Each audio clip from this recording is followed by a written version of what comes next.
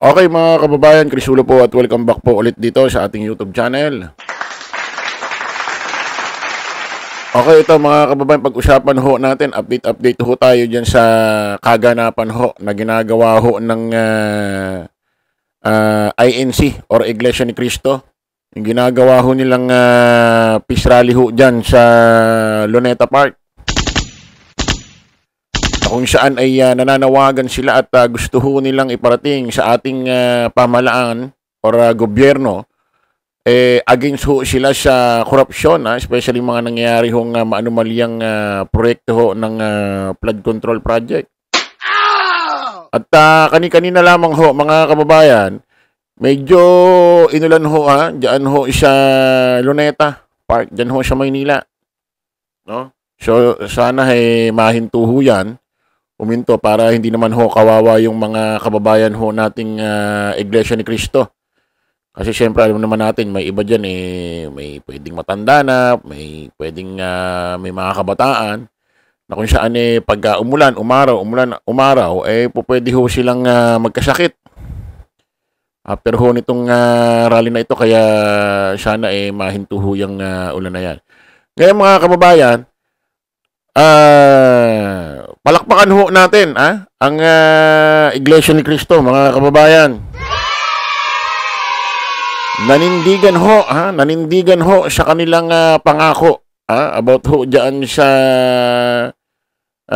peace rally. Pero kanina medyo nagkaroon lang ho ng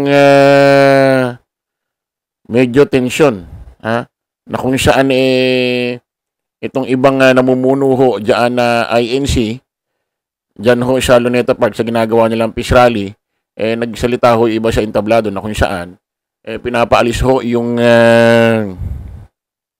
mga kapulisan doon yata sa may bandang stage yata. Para hindi raw magkagulo or pakinggan ho natin ito mga kababayan.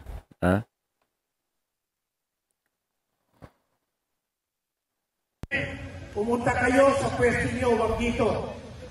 Gusto namin maging mapayapa at gusto namin ipaabot sa gobyerno na wag silang manggulo. Malinaw yan, mga kasamang pulis.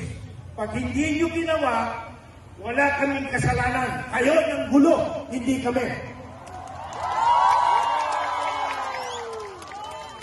Maiksi kasi masyado itong video na ito. Hindi natin ho alam ang hindi ho natin alam ang punot dulo nito, ba't bigla akong nagkaganyan. Pero okay naman, nahinto naman ng itong tensyon na to kanina. Ngayon mga kababayan, palakpakan ulit natin ang INC Iglesia ni Cristo na kung saan ay nanindigan. Nanindigan ho na hindi ho mahaluan ng ibang usaping politika ang kanilang peace rally. Ngayon dyan ho sa Luneta. Kasi mga kababayan, ito hong mga grupo na mga supporter ni Digong, especially itong mga relihistang mga DDS or DD shit, ay nagtangka ho na makisali, magpunta ho dyan sa ginagawang peace rally ng Iglesia ni Cristo. Anong ginawa ho ng grupo, Anong ginawa ho ng mga namumuno dyan na mga miyembro ho ng INC dyan sa peace rally nila? Hindi ho nila hinayaan itong mga DDS na relihista na sumanib sa kanila or makisali sa kanilang peace rally.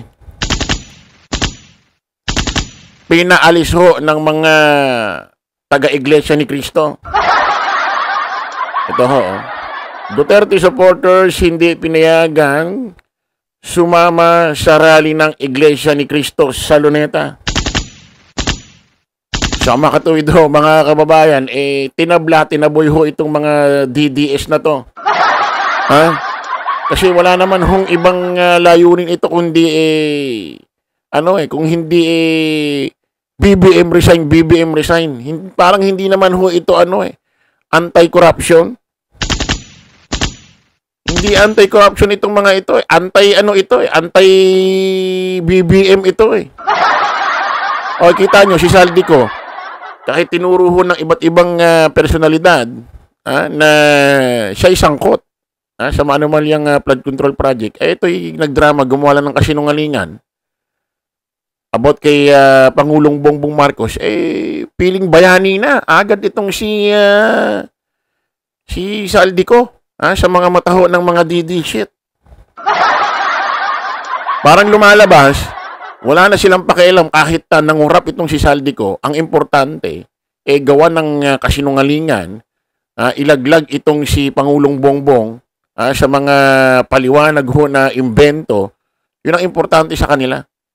Wala na silang pakialam kahit sino mga nangungurap. Basta si BBM resign, mag-resign or bumaba sa pwesto. Yun ang goal nila Hindi na ho anti-corruption, anti-BBM talaga siyempre, para kay BP Inday Sara Duterte yan. Pa-play ho natin ito.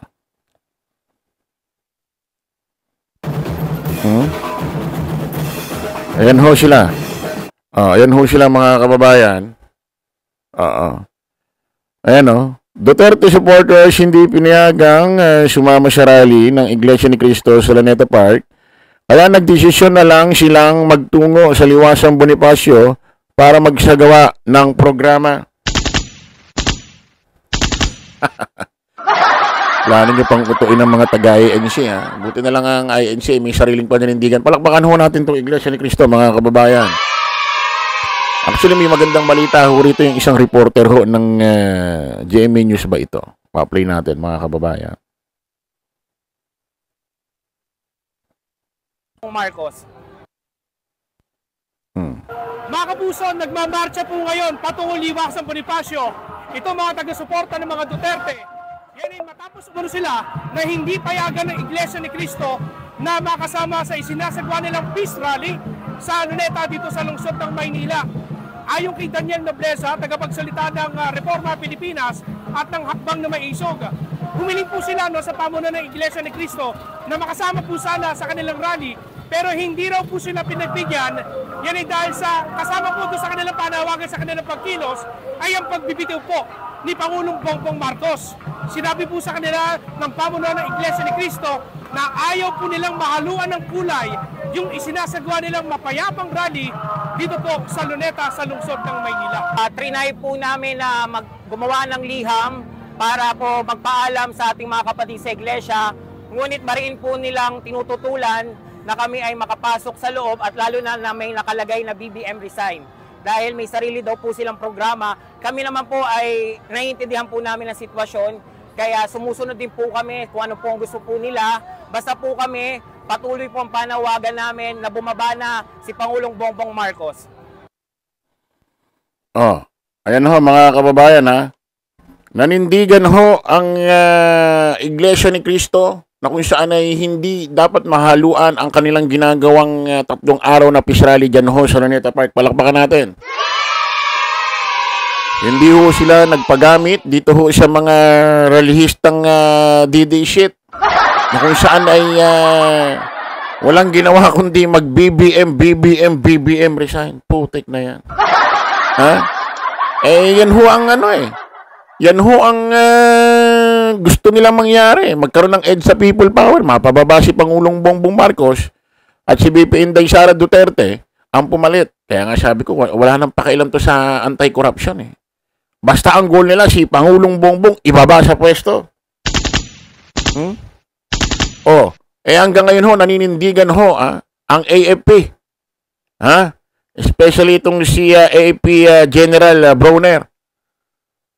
Kasi alam niyo naman si Pangulong Bongbong Commander-in-Chief ito Kasi nga sabi ko sa inyo mga kababayan, wala hong nangyayari sa EDSA People Power Ginagamit lang ho ang taong bayan para ho sa sarili ho nilang intensyon na makakuha ng posisyon. Tapos after manalo ng EDSA People Power, napabaksak ang dapat paalisin sa posisyon sa gobyerno, mag-uuwian ng mga tao sa kanilang bahay. Ganon pa rin ang buhay. Sino mga nagwagi? E di ang mga gahama na gustong makakuha ng mga posisyon. Tulad sa EDSA 1. Tulad sa EDSA 2. Ano nangyari? E di ba ganon pa rin? O kaya anong sabi ni, ano nung sabi ni AFP General Browner? Ha? Ito ho yung general ng AFP sa pangkahalatan. Buong Pilipinas. Basahin ho natin. Nangyari na ang EDSA 1.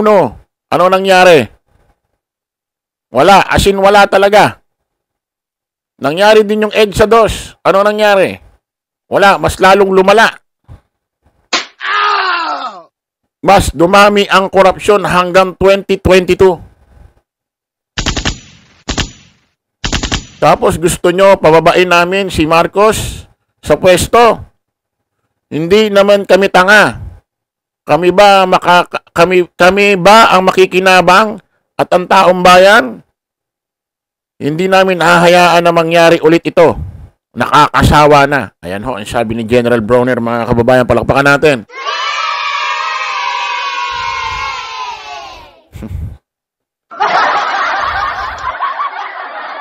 Ha? Ano? Kasi nga itong mga DDS, hindi ko sila makakuha ng malaking volume ng tao para magkaroon ho ng EDSA People Power. So kakapit ko ito sa mga malalaking organisasyon. Or kakapit ito sa ginagawang rally ng peace rally ho ng INC Iglesia ni Cristo. Babahiran na ho nila ng kung ano-anong issue. Kesyo pabababain daw ng INC si Pangulong Bongbong Marcos. Ha? Gagamitin nyo yung volume ng tao doon. Ha? Tapos, ang credit sa inyo. So, mga kababayan, tuloy-tuloy lang ho ang palakpakan ho ulit natin ang Iglesia ni Cristo, mga kababayan. Tuloy-tuloy lang ho ang pag-monitor ho natin dito sa ginagawang peace rally ho ng INC at simula ngayon yan. At magtatapos ho yan sa 18. Kasi 3 araw yan, 16, 17, 18. Pagpatuloy lang ho natin ang pagdarasal na kung saan ay hindi rin umulan kasi mababasa ho itong mga miyembro nila. At patuloy ho natin pagdasal na wala hong makapasok dyan na kung sino-sinong tao na makaagawa ho ng kaguluhan. Pagdasal ho natin na matapos ho itong ginagawang rally ng INC sa maayos ho na kalagayan para sa kanila. Kita-kita ulit tayo sa panibagong vlog. Bye-bye po.